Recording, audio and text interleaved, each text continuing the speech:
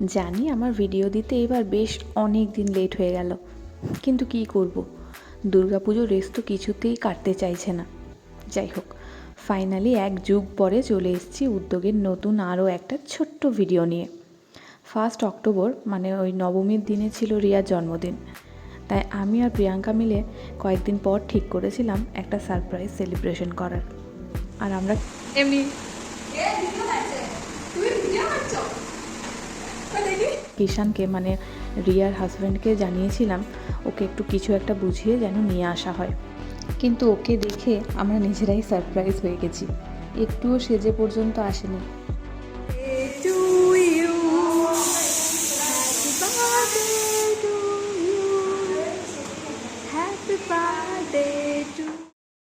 আমাদেরকে বলছে আগে বলতে পারতে তাহলে একটু ভালো করে সেজে গুজে আসতাম, আমার কয়েকটা ভালো ফটো ভিডিও উঠতো। কিন্তু তাতে কি, মনের আনন্দটাই সবচেয়ে বড়। এই যে এতটা খুশি হয়েছে, এতটা আনন্দ পেয়েছে, এটাতেই আমরা খুশি।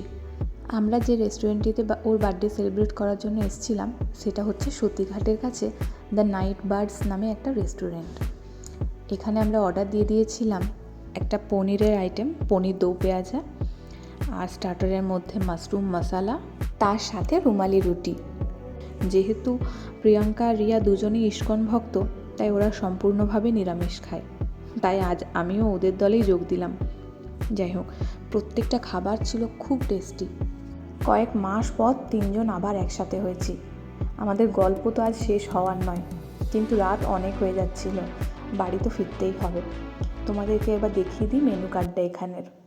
যাই হোক, চলো এবার বাড়ি ফেরার পালা। কিষানকে বললাম একটু পৌঁছে দেওয়ার জন্য, আজ আমি আর মেসে যাব না, দিদুর বাড়িতেই থেকে যাব। টাটা সকলকে, সকলে ভালো থেকো, সুস্থ থেকো।